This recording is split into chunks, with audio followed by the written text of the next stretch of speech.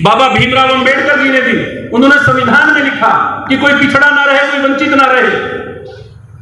क्या कभी आपने आजादी से पहले आपने इतिहास पढ़ा है?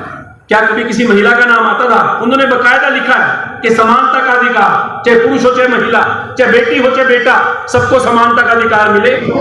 राष्ट्रपति देश का प्रथम नागरिक होता है। क्या संसद का उद्घाटन देश के प्रथम नागरिक को नहीं करना चाहिए था? क्या वो दलित के साथ एक धोखा नहीं है? क्या वो एक गरीब की बेटी के साथ धोखा नहीं है? अगर वहां गरीब का नाम लिखा जाता कि नई संसद का उद्घाटन दलित की बेटी ने, गरीब की बेटी ने, द्रौपदी मुर्मू ने किया है, तो क्या बिगड़ जाता मोदी जी का? नई संसद का उद्घाटन हुआ, पाखंडवाद चरम सीमा पे था, उनके लिए प्रॉपर चौपर इंतजाम हो गए क्या? जो देश की सेना के जवान, जिन माओं ने अपने बेटे खोए हैं, जिन बेटियों ने अपने बाप खोए हैं, जिन बहनों ने अपने सुहाग खोए हैं, क्या उनकी कोई जवाबदेही इस देश की बनती है कि नहीं बनती? बता रहे थे, मैं इनका तो विशेष तौर पर ऋणी हुई हूं। साथ साथ सही मायनों में मेरे बिल्कुल पीछे बैठे मेरे स्कूल के साथी, मेरे कॉलेज के साथी, मेरे छोटे भाई और कुछ मेरे बड़े भाई, आप लोगों को तो मैं विशेष तौर पे प्रणाम करता हूं। आप लोगों ने मेरी हिम्मत, मेरी बढ़ाई है, इसके लिए मैं आप सबका आभारी हूं। और आज इस मंच के माध्यम से मैं आप लोगों को एक चीज़ बताता हूं कि हम अक्सर, जैसे अभी संजीव भाई साहब बता रहे थे कि हम सातों दिन, जैसे भाई साहब गांव से आ जाते हैं, हर कोई अपने काम से समय निकाल के हम कहीं ना कहीं टच में जरूर रहते हैं।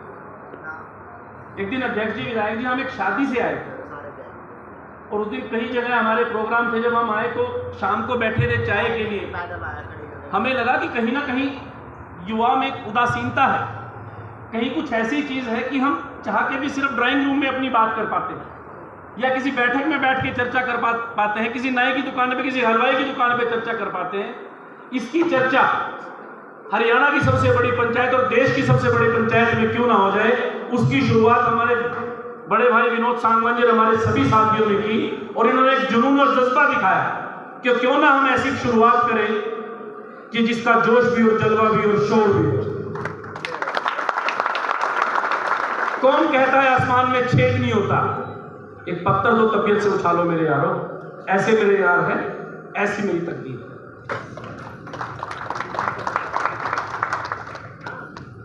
साथियों,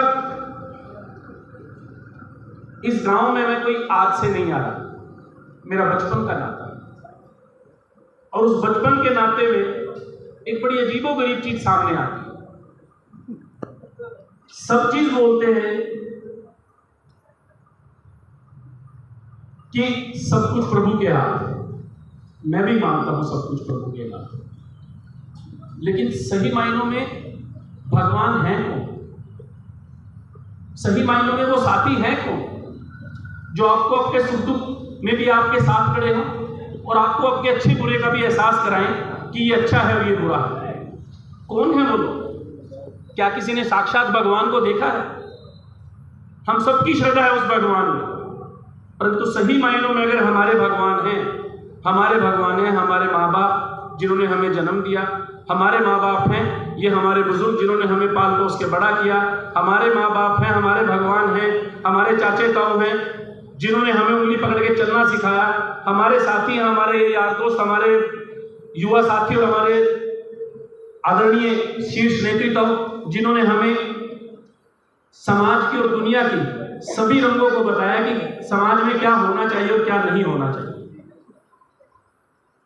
जब हमारे माँ बाप हमारे भगवान हैं, हमारे गार्डियन, हमारे चाचे ताऊ हमारे भगवान हैं, हम उनके बताए रास्तों पे चलते हैं, तो ऐसा क्या है कि आज हर गांव में, हर जगह एक अजीब सा एक माहौल एक पैदा हो गया। आज देखिए, आज हर जगह धर्म की और जाति की एक बात होती है। साथियों, जब हम स्कूल में पढ़ते थे, कॉलेज में पढ़ते थे, हमने ना किसी की धर्म देखी ना किसी की जाति, हमने वो यारी दोस्ती की जहां हमारे विचार बनते थे। और आज वही कारण है कि जिन क्लासेस में हम इकट्ठे कभी हुए थे, आज उनसे बड़ी क्लासेस में हमारे बच्चे कोई ग्रेजुएशन कर चुके हैं, ग्रेजुएशन कर रहे हैं। और वही कारण है कि आज हम अपने युवा साथियों के बीच में बैठे हैं कि हमारी कहीं भी किसी भी किस्म की, हमारा सबका एक ध्येय था कि हम ना तो अपने साथ बुरा होने देंगे साथ में हमारे बुजुर्गों के आशीर्वाद से प्रण भी था, ना हम किसी का बुरा करेंगे और भगवान ना करे किसी पे आफत आ जाए तो उसके सामने अपना सीना अड़ा के खड़े हो जाएंगे, पर उसको अकेला नहीं छोड़ेंगे। जब हमें शिक्षा ऐसी मिली है, जब हमें संस्कृति ऐसी मिली है, तो आज ये क्या माहौल है? आज कहीं हमें धार्मिक अनुवाद में लड़ाया जाता है, कहीं जातिगत अनुवाद में लड़ाया जाता है, कई संगठनों के बीच लड़ाया जाता है। हम लड़े क्यों? क्या हमारी रगों में अलग तरह का खून बहता है? यह है हमारा भाईचारा। हम मंदिर जाते हैं तो मंदिर में अपने समाज की 36 बिरादरी की भलाई का भला करते हैं। हम गुरुद्वारे जाते हैं तो वहां भी मत्था टेक के बाबा नानक को यही अर्ज करते हैं कि आखी रहे ना कोई दुखी ना रहे, कोई दिक्कत में ना रहे। हम चर्च जाते हैं तो भी यही प्रार्थना करते हैं, हे God blessings for all of us. हम सबको अपना आशीर्वाद बना के रखना। और अगर हम कहीं पीर पे कहीं मस्जिद में जाते हैं तो वहां भी तो यही कहते हैं कि अल्लाह ताला हम सबको सलामत रखना और हम सबको नेक रास्ते पे बना के रखना। जब सब चीज़ें यहाँ एक मिश्रण है, सब चीज़ें एक भाईचारा है, तो इस भाईचारे को बिगाड़ के हमें एक्चुअल मुद्दों से भटकाया जा रहा है। आज लोग बोलते हैं, और मैं तो कहूँगा सबसे ज़्यादा भारतीय जनता पार्टी वाले लोग बोलते हैं कि 70 सालों में कांग्रेस पार्टी ने किया क्या। साथियों में बता, वैसे तो मेरे सीनियर आदरणीय शमशेर सिंह गोगी जी ने और आदरणीय श्री सुरेश गुप्ता जी ने आपको बताया, परंतु उसमें छोटी सी एक लाइन में ऐड करना चाहिए। हमने 200 साल गुलामी के झेले और जब देश आजाद होने लगा तो महात्मा गांधी जी ने और नेहरू जी ने क्या किया, मैं आपको बताता हूं। ये मेरी मातृशक्ति और हमारी बहनें और हमारी यहाँ मातृशक्ति बैठी है, हमारे बुजुर्ग यहाँ बैठे हैं। जब देश आजाद हुआ, देश का बंटवारा हुआ, तो जनगणना चल रही थी।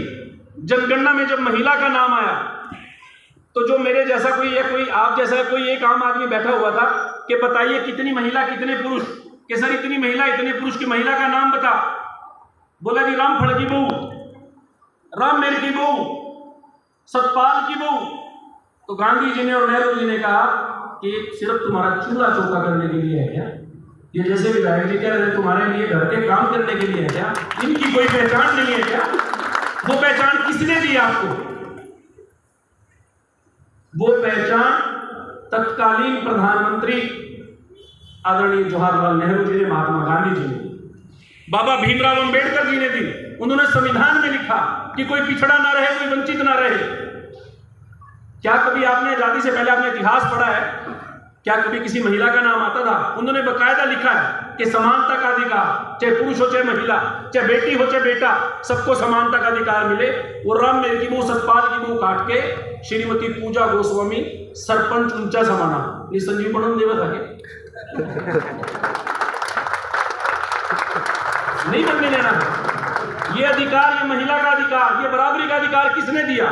मेरा भाई है, मेरे तो नाराज हो जाएगा और मेरी भाभी कहे कि हाँ सरपंच तो मैंने बड़ी के कानून में था। सोचिए, आप पूछना इन भाजपा वालों से कि ये किया है हमने 70 सालों में। हमने सबको समानता और बराबरी का अधिकार दिया है। हमने 70 सालों में बाबा भीमराव अंबेडकर जी के बताए संविधान में सबको रोजगार की व्यवस्था दी है, सबको घर की व्यवस्था दी है। आप बताइए, पिछले 2 साल से भारतीय जनता पार्टी की सरकार है, कहते थे हर गरीब को अपना घर मिलेगा।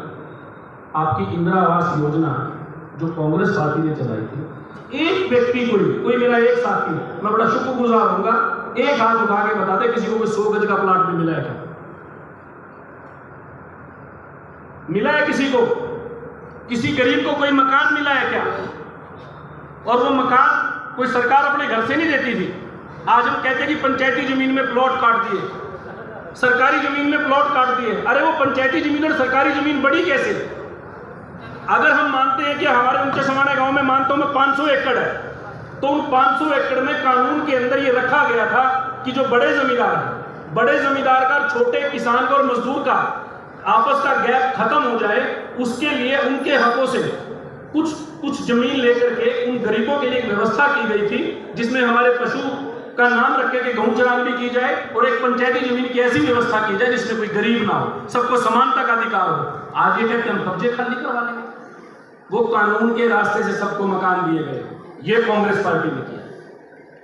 ये कांग्रेस पार्टी ने किया है कि गरीब ने छत दी है, ये कांग्रेस पार्टी ने किया है कि गरीब को रोजगार की व्यवस्था की है। आज आप कहते हैं, मेरे कुछ पत्रकार साथी मेरे से सवाल कर रहे, छोटी बहन मेरी भी सवाल कर रही थी कि भूपी भैया आज युवाओं में कुछ ज्यादा जोश है। मैंने कहा छोटी बहन आप सोचिए कि युवाओं में जोश क्यों है, क्योंकि पिछले 9 सालों में सिवाय उदासीनता के हमें मिला क्या है। आज युवा राहुल गांधी जी की भारत जोड़ो यात्रा के बाद एक उम्मीद के साथ एक टकटकी लगाए बैठा है कि देश में ऐसा शासन आए जिसमें युवा को रोजगार मिले, बेरोजगारी की जगह ना हो, धर्म की जय हो, अधर्म की पराजय हो, धर्म के नाम पे राजनीति ना हो, भाई को भाई से न लड़वाया जाए, गांव को गांव से न लड़वाया जाए, समुदायों को समुदाय से न लड़वाया जाए। और साथियों, कांग्रेस की कथनी और करनी में फर्क नहीं है। हम अपना रिपोर्ट कार्ड साथ लेके चलते हैं। ओल्ड पेंशन स्कीम लागू की हिमाचल प्रदेश, अभी सरकार आई है। कर्नाटक में सौभाग्य से मेरे साथी, मेरे बड़े भाई, जब हमारी एआईसीसी की तरफ से एक ऑब्जर्वर की तरह ड्यूटी लगी, मैं तो कहता हूं वाकई हमारी संस्कृति में सबसे श्रेष्ठ जो स्थान रखा है वो ब्रह्मदेव को दिया है। गुरु प्रणाम है आपको। जिस डिस्ट्रिक्ट में हमारी ड्यूटी लगी थी, तो पंडित जी मेरे साथ थे, उस डिस्ट्रिक्ट में आज तक का इतिहास था कि मैक्सिमम 1 या 2 सीट कांग्रेस जीत पाई थी, मतलब वो बीजेपी का गढ़ था। परंतु भाई की भाभी तो सरपंच बनी, सीखा भाई भी बहुत है। कुछ ऐसी सीख हुई और आदरणीय रणदीप सिंह सुरजेवाला जी के कुशल प्रबंधन की वहां में चीज देखने को मिली कि आज हमने वहां 4 सीटें जीती हैं, जो आज तक का कांग्रेस का सबसे जबरदस्त प्रदर्शन है। और जब से कर्नाटक राज्य गठन हुआ है, 135 सीटें, 136 से 160 सीटों से 1 सीट हमारी जबरदस्ती रात को डिक्लेयर करके डीसी साहब पिछले रास्ते से निकले। ये प्रजातंत्र और राजतंत्र का इस तरह से गलत इस्तेमाल करेगी सारी एजेंसियां आज आपके खिलाफ, परंतु युवाओं के जोश और बुजुर्गों के आशीर्वाद के सामने कुछ नहीं है।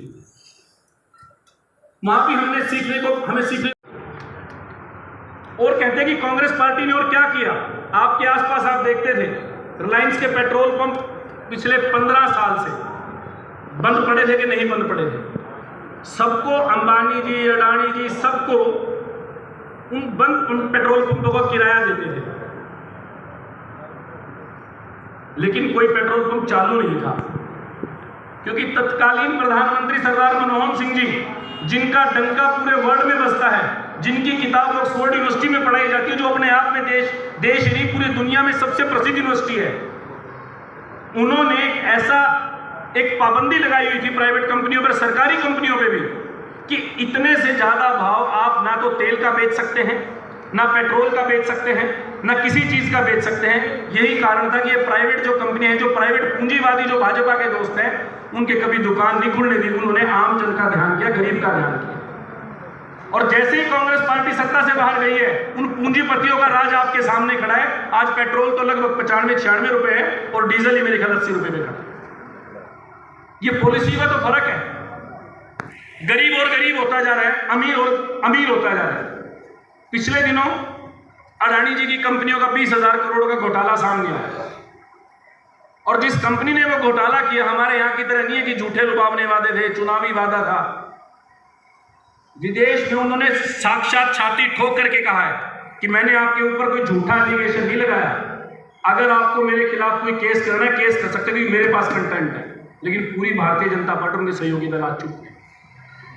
पिछले दिनों कांग्रेस पार्टी आदरणीय सुरेश गुप्ता जी के बैनर तले, आदरणीय शमशेर सिंह गोगी जी के बैनर तले हम प्रदर्शन कर रहे थे कि वो देश का पैसा है, गरीब का पैसा है, वो 20,000 करोड़ के ऊपर जवाब दो। तो कुछ पत्रकार साथी और कुछ आम शहरी, कोई मेरे जैसा, वो बोलता था कि भाई साहब 20,000 करोड़ अडानी ले गया, अपने को क्या जाता है, अपना क्या बिगड़ा है। मैं आपको बताता हूं साथी, हमारा क्या बिगड़ा है। वो 20,000 करोड़ मेरे अकेले की जेब से, आपके अकेले की जेब से, संजीव भाई की, गोगी साहब की, गुप्ता जी की, जोगिंदर जी की, सुनुजा जी की जेब से नहीं निकलना। जितने भी, किसी की मोटरसाइकिल की बैंक की किस्त है, किसी के घर की बैंक की किस्त है, किसी की कार की बैंक की किस्त है, किसी ने अपने बच्चों को पढ़ाने के लिए लोन लिया उसकी बैंक की किस्त है। सब में किसी के 50 रुपए महीने के बढ़ गए EMI, किसी के 60 रुपए बढ़ गए, किसी के 100 रुपए, किसी के 500 रुपए। अल्टीमेटली कान हमारा ही पकड़ा, बस ऐसे घुमा के पकड़ लिया। हम क्यों दें? और गरीब और अमीर की खाई इतनी बड़ी करते जा रहे हैं लोग। इसका जिम्मेवार कौन है? सत्ता में बैठ के लोग, जो बोले उसने पीट दो।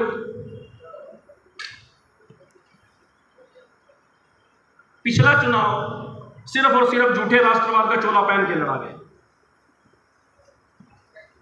आप बताइए, पोर्ट पे करोड़ों करोड़ों रुपए की ड्रग्स मिल जाती है, कोई जांच नहीं होती।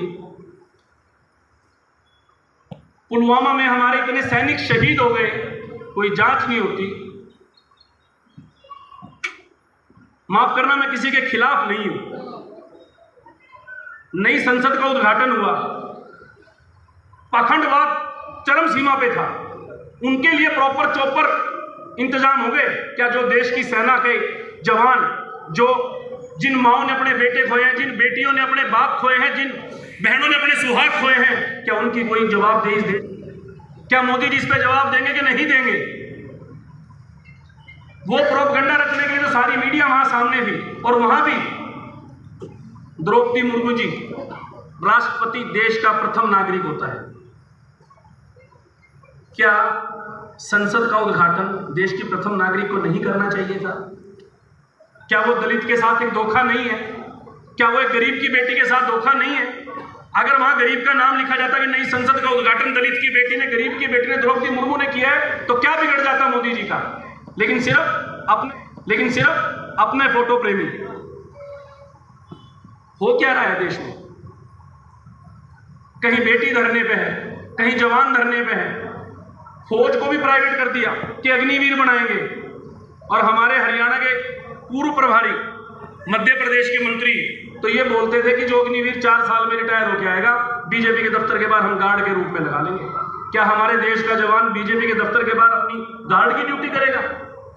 जिसने अपनी देश की सीमा के लिए अपने प्राण न्यौछावर कर दिए, या प्राण न्यौछावर करने के लिए उतारू रहता है, जो अपने परिवार को छोड़ के अपने देश की सीमाओं की रक्षा करता है, वो बीजेपी के दफ्तर के बाहर सेवा करेगा या देश उनको पूजेगा? कौन जवाब देगा इससे? आज ये सभी जवाब हम अकेले नहीं उठा सकते। आदरणीय सुरेश गुप्ता जी, गोगी साहब, कोई नहीं उठा सकता। आप लोगों को कांग्रेस पार्टी की आवाज बनना पड़ेगा, आप लोगों को राहुल गांधी जी की आवाज बनना पड़ेगा, आप लोगों को रणदीप सुरजेवाला जी की आवाज बनना पड़ेगा, आप लोगों को बहन कुमारी शैलजा जी की आवाज बनना पड़ेगा। आप और हम मिलकर तस्वीर बदल सकते हैं, आप और हम मिलकर अपने बच्चों की तकदीर बदल सकते हैं। ऐसा क्या हुआ है आज माँ बाप अपनी जमीन जायदाद बेच के अपने बच्चों को बाहर भेज रहे हैं? भगवान ना करे कोई परिवार पे आपदा आ जाए, क्या हमारे बच्चे वापस आ सकते हैं? 10% बच्चे ऐसे हैं जो बेचारे पढ़ाई के बलबूते जाते हैं, वरना सबके सब जमीन जायदाद बेच के